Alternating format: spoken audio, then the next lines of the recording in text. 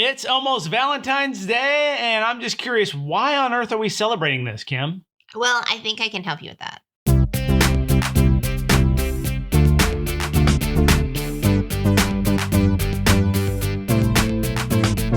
Hey, everybody, this is Caleb. Hey, it's Kim. And just want to say happy Valentine's Day, or if you're single, happy Singleness Awareness Day.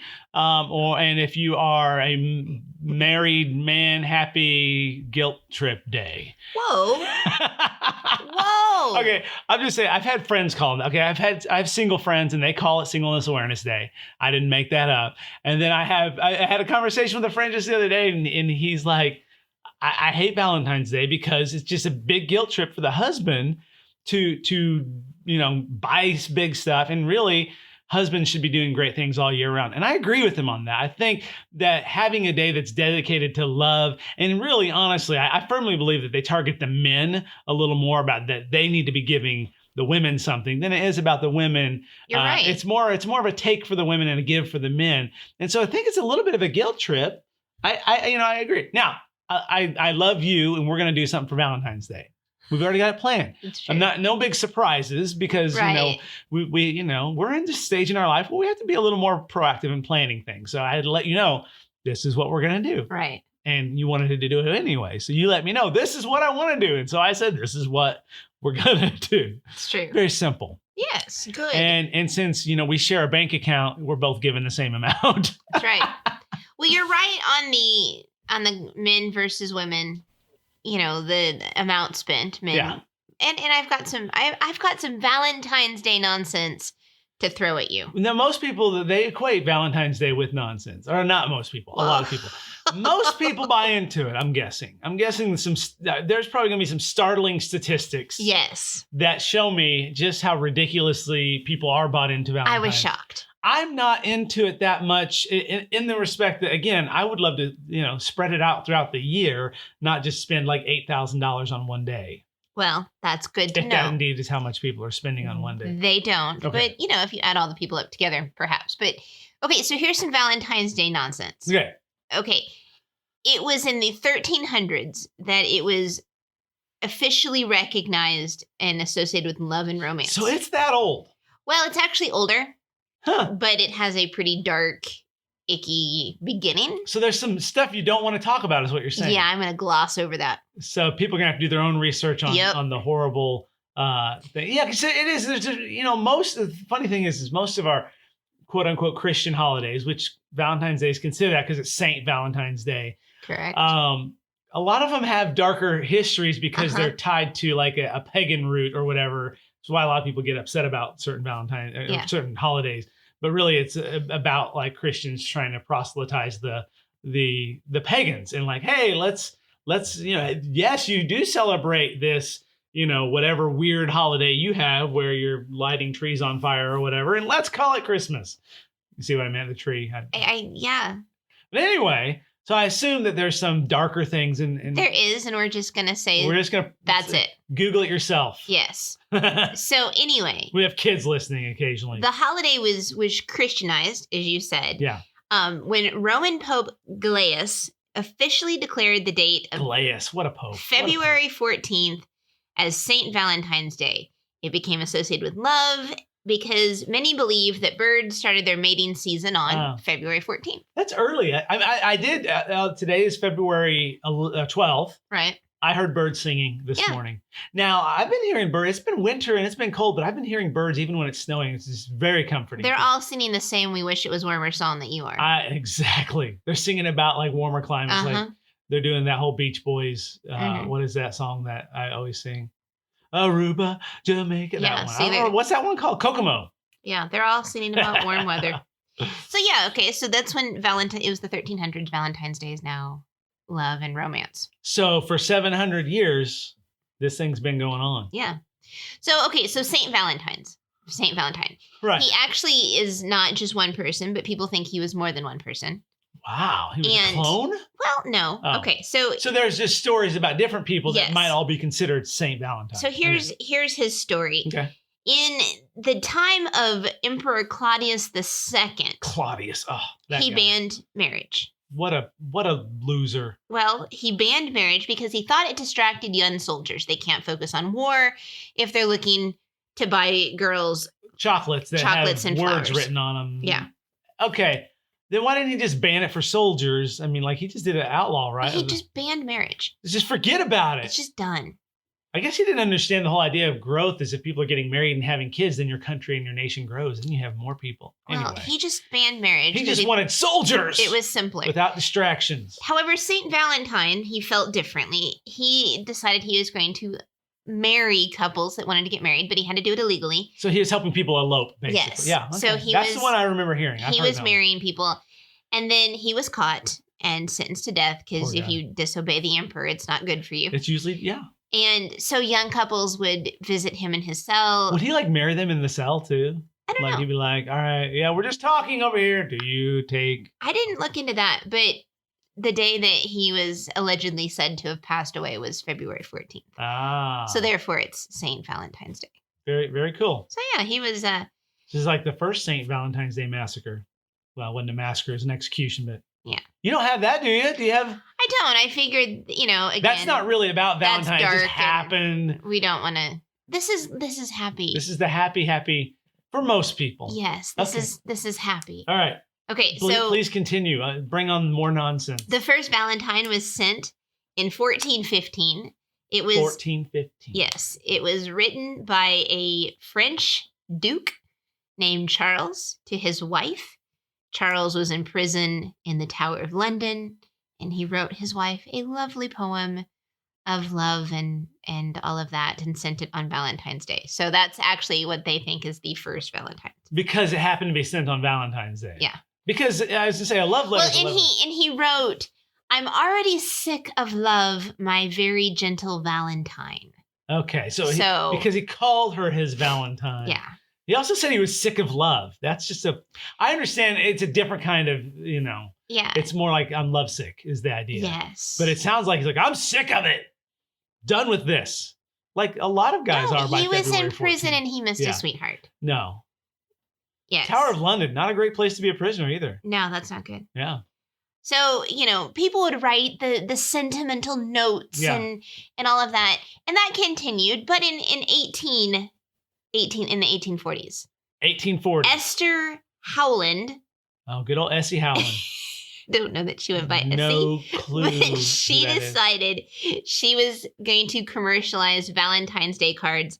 She's credited with commercializing them. Aha. And so this is where it begins. Had the elaborate, really crafty cards with the lace and the ribbons. And, she was helping. She was helping the lazy guys. Yeah, she was helping. Or the uncreative guys. Like, I can't think of what to tell my wife. Yes. Essie, give me something. And again, Esther, I think, might have been her name. I don't know that she went by Essie.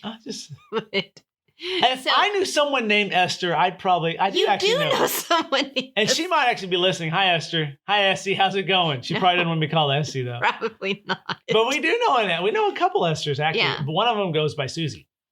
That's true. Am I right? Yeah, she doesn't enjoy the name. But anyway, so 1840s, now we've got some commercialized cards. And now Valentine's Day is becoming pretty big business. So by the mid 1800s is when Valentine's is we're rolling commercial. Yeah, we're rolling with the modern.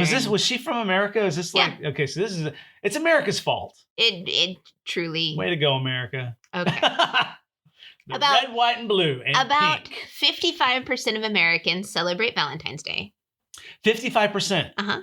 Now, does that mean the rest are like not celebrate? Is it like 55% of people in relationships, or is it not? It just says 55% of Americans celebrate Valentine's Day and spend an estimated, hold on, $19.6 billion a year. 19.6. You imagine what they could do for like if people saved it? What that could do for their... No, they can't. They can't save it. I'm sure it boosts the economy, spending money boosts our economy. That's a lot of money. That's a lot of money. And most of that gets eaten or dries up and shrivels if they're flowers, or eaten again like candy or dinners, whatever those. And then I guess there's, like jewelry and stuff. The clothing and the jewelry would last a little longer. But yeah, you're right. It's most of it is consumable. Oh my The cards get thrown away and yeah. Yeah, they get thrown. Now, were you the kind that would keep Valentine's cards, for a long time? I know for a fact you have none of the ones I've given you. I used to be more sentimental in those areas. But as I have gotten older, I read it. I enjoy the sentiment. I enjoy the appreciation. And chuck it in the trash. It does go into recycling. I get it. Yeah, that's the same thing. Now we have phones. We can actually take a picture of the card and it takes up less space. It just takes up, cloud space or whatever. So yeah, I remember one Valentine I made you. It was like, I think we were still dating even, but I used like poster board and I put polyfill in it. So it's like this big 3-dimensional heart. Do you remember that? It was slick. Yeah. I think I gave you some heart earrings or something. Did. Yeah. That was inside the puffy heart. You did. You did a great job. You're welcome. And it's funny that you say that you spent money because men say they expect to spend $338 on Valentine's Day. Now, do you think women spend more or less? Oh, a lot less. Oh, I mean, 10 cents maybe? No. 10 cents. On average, some are giving $1, 10 cents. Yeah, postage stamp. No, I don't know. I $45. $64. Well, okay. You're close. I guess that's the kind of, and I think that's why this friend of mine who is a man, that's why he was like bothered. I think it's the pressure is always on the men. It's not about, equal give and take. Now, you and I, we're going to spend Valentine's Day together. We're going to go get yummy pizza at the top of a haunted hotel, which is great. It's so fun. I'm sorry. That does not sound romantic, but it's really good pizza. The pizza's really amazing. Good pizza. And then we're going to go to an art exhibit, which is supposed to look it's supposed to be really cool. And it's closing like a few days after. So I'm excited. But it's coming out of the same account. So you and I are spending the exact same amount of money on that. But I think that's where the unfairness comes in. It is pressure on the men. And then, of course, if the women are single, then it's like an added kind of a pressure to them. It's like, some women are getting $300 spent on them that day. They're single. They're spending that with their cat. Or dog. Or dog. I would be a dog person. I'm sorry. Yeah. I'm sorry. That was very stereotypical of me to say single women have cats. Yeah. I would have dogs. That is a stereotype, though. It's like the crazy cat lady. Yeah, I don't. It's like they never could get a man, so they have 2,000 cats. That's not true. If you're single and you have a cat, enjoy that cat. I'm not a cat person in particular. No, I'm allergic, so I would prefer not to have the sneezing. And I'm not allergic, but I'm intolerant of cats. That sounds even worse, probably. They're mean. I've had so many cats come up and just smack the back of my head. Like if I'm sitting on the couch, they'll go up on the couch and just hit me on the back of the head. No dog has ever done that to me. But some cats are really beautiful. Some cats I have a friend who has this beautiful gray cat. This giant cat. Lovely. That cat. Beautiful cat. That cat is beautiful, but it's a big cat. Well, the cat needs, I mean, it seems like it eats its share of Valentine's candy. Cat is very happy. Very happy. Cat and happy. So Americans spend tons of money on Valentine's Day. They send tons of cards. A very biased amount, a very unweighted amount of distribution. Tons of Valentine's Day cards. 19 billion? Is that what you said? They spend $19 billion on Valentine's Day. Oh, my word. Isn't that amazing? Oh, my word. So they send millions of cards. Actually, 145 million cards. I never send cards. I'll occasionally buy you cards. But again, you're going to throw it away. So I'd rather have the experience and the shared experience than have someone write something. And hundreds of other people are going to get that exact same card anyway. You think about that. Greeting card is this is what I really mean this.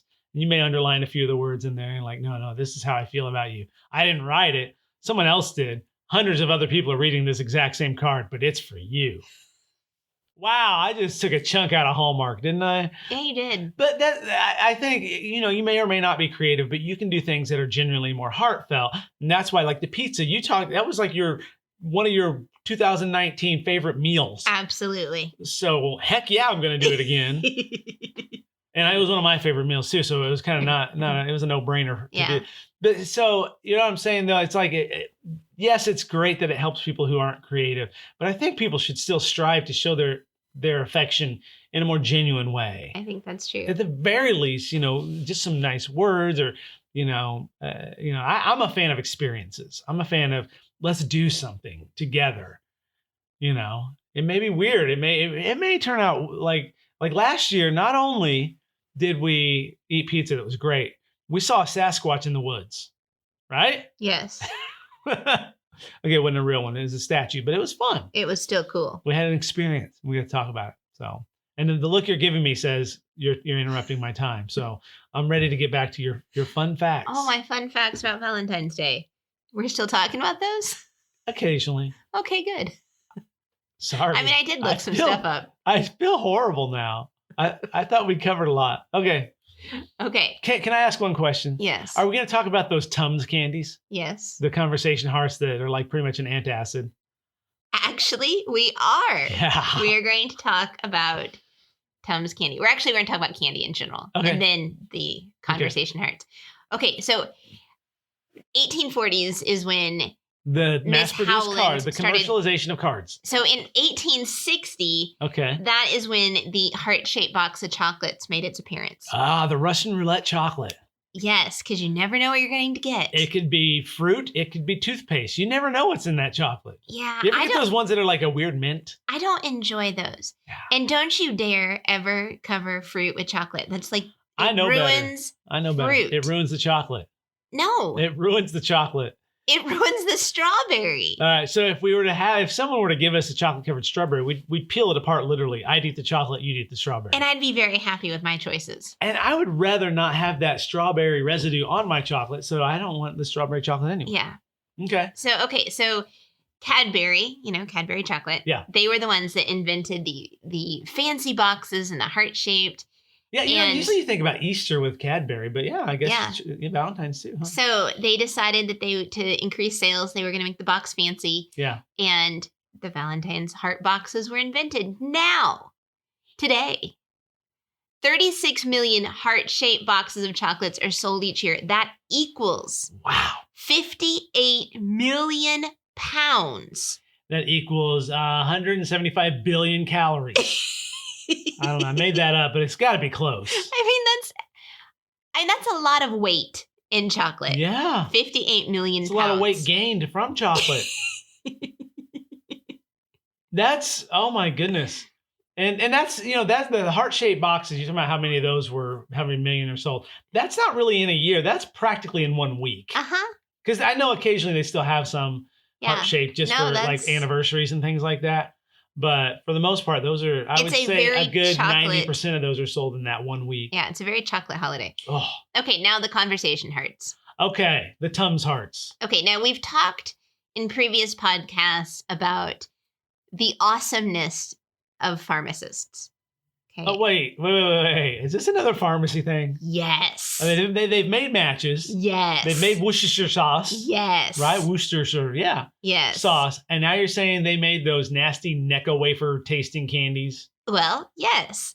Isn't it Necco that makes those? Yes. Now, it's the funny thing is we have a good friend who's a pharmacist. Yeah, Brandon, hook us up with some invention. I'm going to talk to him and see if he can accidentally leave something in his lab and I don't know if pharmacists these days do the lab work. I think it's more of separating pills and knowing the right. I don't know. I don't think they're actually mixing chemicals as much as they used to. Well, they should because In fact, they don't even call them chemists anymore unless you're in the UK. Then they're still chemists. But, it's just a pharmacist here. So we have Boston pharmacist Oliver Chase. Okay, now that's a cool name. Oliver Chase.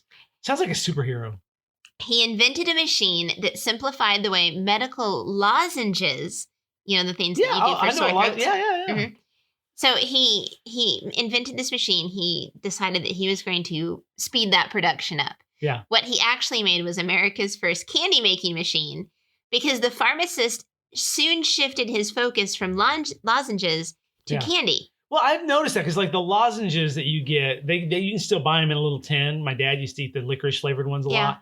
And they look like a Necco wafer. They just pretty much look just like a Necco wafer. Now, you keep talking about Necco wafers. I talked about that in previous episodes. Now, listen very closely. They're gross. Chase. Yes. Good friend. Oliver Chase. Oliver Chase founded the New England N.E. Confectionery Company. C.O. New England Confectionery Company. I was right. And they make those nasty hearts with words on them. The candy lozenges became what we know as Necco wafers. Yeah, they look exactly the same as a lozenge. So he made these. Yeah. And then in 1866, his brother So decided 1840 was the card, 1860 was the chocolate, and now 1866 we're getting it. And this is like, isn't this during the Civil War time and all that? It's like, hey, that's when America's having a war. We're gonna make candy. We need love. They did. Yeah. I mean, it was a country divided. So his brother decided that they were going to use the Necco wafers and start printing messages on them. Now, that had been hard back then. It's not like the technology we have today. They were not as small as they are today. They're much larger. Okay. Because here's one of the first messages. All right. You ready? Yeah. How long shall I have to wait? Please be considerate. Was that like a front and back or something? I don't know. It was like, that's long. That had to been like at least a silver dollar size. A Necco very wafer. Big message for a conversation heart. Goodness. How long do I have to wait? Please be considerate. Yeah. You had to make it rhyme. I had to. Considerate is not considerate. No, I had to make it rhyme. But I assume that was the idea. It's a little poem. So they were bigger. And now they just say, text me. Yeah. Something like that. Okay, so do you like conversation hearts? No, they're gross. Okay. I like reading them. They're fun to read, but again, I don't like Necco. They're no good. More than 8 billion conversation hearts are manufactured each year. Oh my In fact, the demand is so high that the Necco company has to start making them. So on Saturday, they're already going to start production to have enough hearts for next year. Think about this, people. The hearts you're eating tomorrow, or tomorrow, because this airs on Thursday. The hearts you're going to be eating tomorrow, or may have already eaten, could be a year old. Oh, no, it's okay. They have a shelf life of 5 years. They could be 5 years old. Fine. That's disgusting. It's fine. But, I mean, to think about that, that's like they have to make, to keep up with demand, 100,000 pounds a day. 100,000 pounds a day. To meet their demand on Valentine's Day season. I'm just curious, do people really enjoy them, or is it just the novelty of reading them and then like, yeah, I guess I'll eat this Tums chalk thing? Well, I mean, each box has about 45 different sayings, so I think people enjoy reading them. I'll eat them. And I'll like...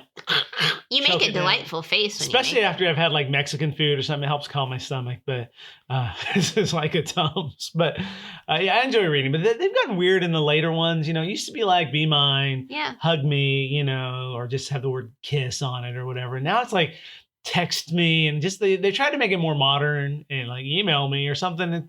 I don't know. Maybe it's just weird. Well, I mean, there's certainly not... I wonder if there's like a DM me, direct message me, and things like that. There's certainly not the how long shall I wait, please be considerate message they're a lot tinier now. They don't have that space to write. They have to be quick in like 8 letters. Okay, so you talked about how you feel that Valentine's Day, there's pressure on men, right? Yeah, I don't like that. I feel like it's definitely a gender bias. Then you need to move to Japan. Well, you know, our son wants to move to Japan. Well, you should go with him. I should go with him. Why? What's Japan doing right? Well, here in Japan. I mean, what are they doing differently? I'm sorry. Differently. In Japan, on Valentine's Day, the women will honor the men in their lives with confectionery goodness. So chocolates or different things. So they're making the yummy treats for the men. Now, wait. Way to go, Japan. Okay. So that's February 14th. Right. Okay. So tomorrow. Yes. Now, March 14th, a month later, the men reciprocate for the kindness of women, and they call it White Day. That is so smart. First of all, it's good for marketing because now you got two love holidays. Yeah. You can stretch that out. So if you're into commercialism, that's like super great marketing. Second of all, and more importantly, it gives men a whole month. It reminds them a month in advance that they have a month to reciprocate. No, wait. They have... That doesn't matter because I went to a shop December 26th and was very quickly reminded that Valentine's Day was coming. Yeah, it pretty much on the day after Christmas, it goes from like red and green to pink and white. Yeah, so the month thing is irrelevant. Okay, but think about this. They know how much to reciprocate because they're like, okay, she did this for me. I know what I can do or what I must at least do for her. Whereas in America, guys, like they're overshooting. They're paying $300 and the women are only paying $64. And so it's like they've overspent. The balance is way off. But now in Japan, they're like, oh, I know exactly what to do. I can do just enough or just over enough. So where it's like, she made me, a dozen cookies and I'll give her 13 cookies. 13 cookies. Something like that. So I see your cookie. Up the ante. And I raise you an extra cookie. That's right. I love you one more cookie. I love you an extra cookie. That's right. Oh my goodness. Sorry. I know that sounds And that's why you're not in advertising. But it's surprising I am married and have been happily married for 22 years. Some days that is surprising. Oh, ouch. Ouch. I love you one more cookie's worth. I'll let you have the bigger slice of pizza when we Fair enough. Deal. All is now right. It is right. Because honestly, that pizza, like we can only eat half of it, and we were stuffed. And then, like as soon as we were empty, we ate the other half. It was so good. As soon as we were hungry again, it was like done. We're eating the rest of it. Yeah. But okay, that's very interesting. Quite a bit of nonsense involved. Are we done? Is that it? That's all I got. That's all the Valentine's Day facts. I hope I didn't come across as some Valentine's Day hater, even though I'm not a fan, because I do agree with my friend who's married. He's like, hey, I'm going to treat my wife nice all year round.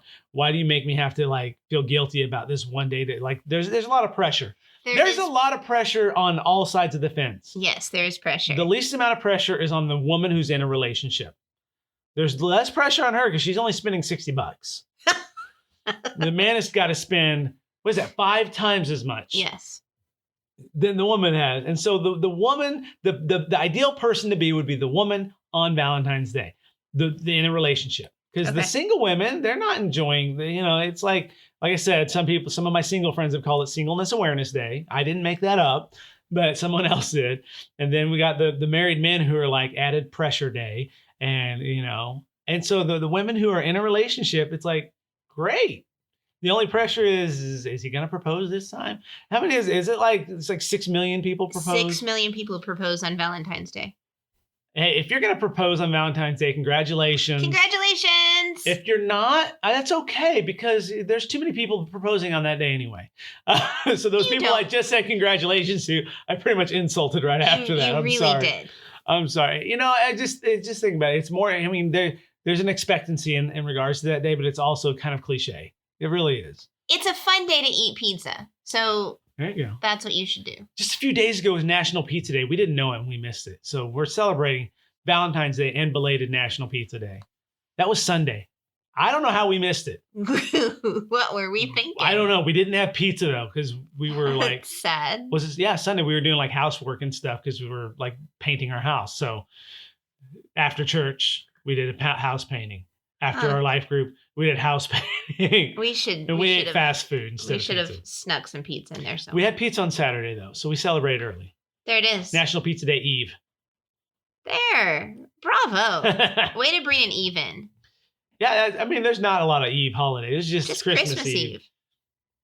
Well, it deserves it. We had Pizza Day Eve. That's good. Very good.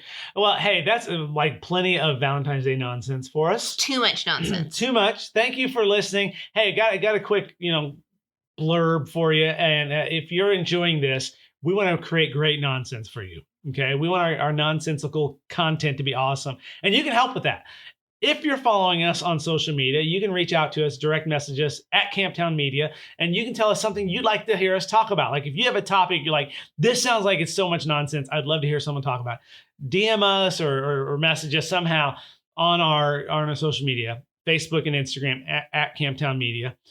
And if you're not already following us, follow us on that because you can keep up with not just the podcast, but books we're doing, just fun things we're involved in. The pizza we're eating. We are totally posting pizza. Yes. We will post a picture of our pizza.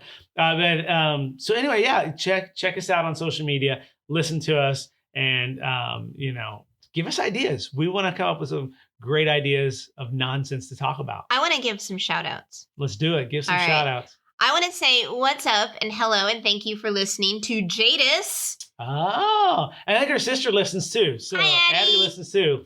And I don't know if their brother does because I think it's just the girls that listen. But There you go. And then Adrian also listens. Adrian! And so we've heard that she listens to us. So that's awesome. And thanks for listening. And you're too young to worry about Valentine's. All of y'all. So don't even worry about it. Just know that it's nonsense. That's all you need to know. Nonsense. But yeah, so, and hey, if you're listening to us, let us know that you're listening to us. If you like it, share it with other people. So if you're listening on Spotify, you can actually share this episode into your Instagram account, into your Facebook account immediately. So you can let people know you're listening to us, get the word out. We want more people listening to us and enjoying the nonsense that we bring. But hey, in honor of Valentine's Day, we love you. We think you're awesome. Yes. Thank you so much for listening. Yes. Happy Valentine's Day. Happy Valentine's Day. Bye.